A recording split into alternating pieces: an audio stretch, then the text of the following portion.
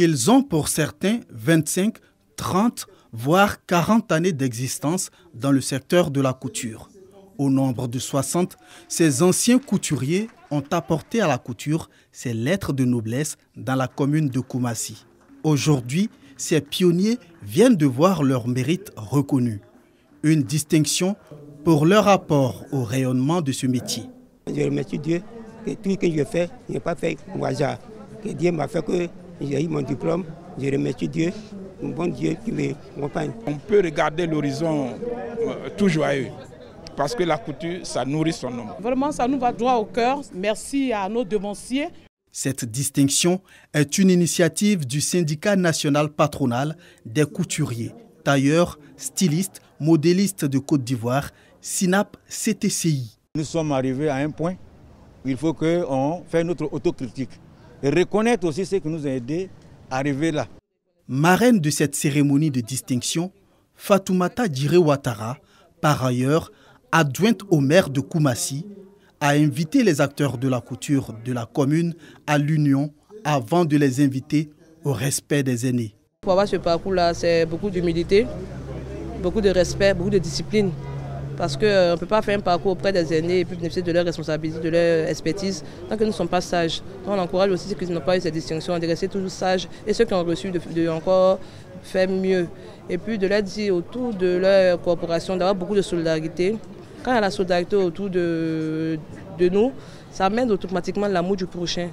Outre les conseils, elle a offert des machines à coudre à certaines couturières de la commune de Koumassi.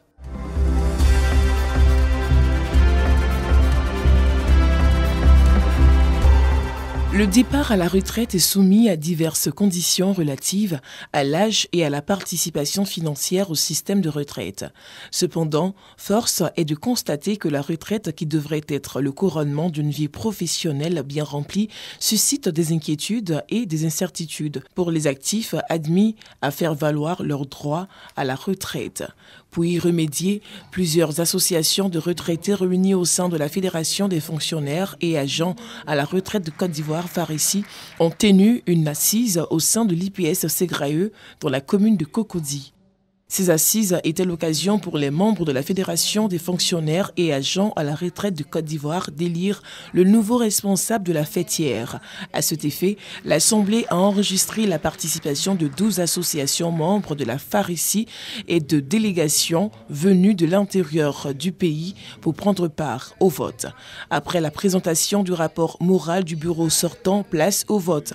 Au sorti du vote, Yang Nguesson de l'Association des retraités du corps préfectoral de Côte d'Ivoire est élu à la tête de la FARECI avec 53 voix, soit 59,55% du suffrage exprimé contre 36 voix. Nous espérons que ce nouveau bureau va nous apporter beaucoup. Parce que ce nouveau président, il remplace quelqu'un de valeur. Monsieur Kofi Mathurin, c'est un homme de terrain. Il nous a montré qu'il pouvait conduire notre association commune. Donc, M. Ya Nguessan, qui le remplace, nous attendons beaucoup de lui. Ce qui nous tient à cœur, c'est de voir la révalorisation des pensions de certains membres. Parce que nous pensons que revaloriser les pensions dans un système de péréquation, c'est faire preuve de beaucoup de justice.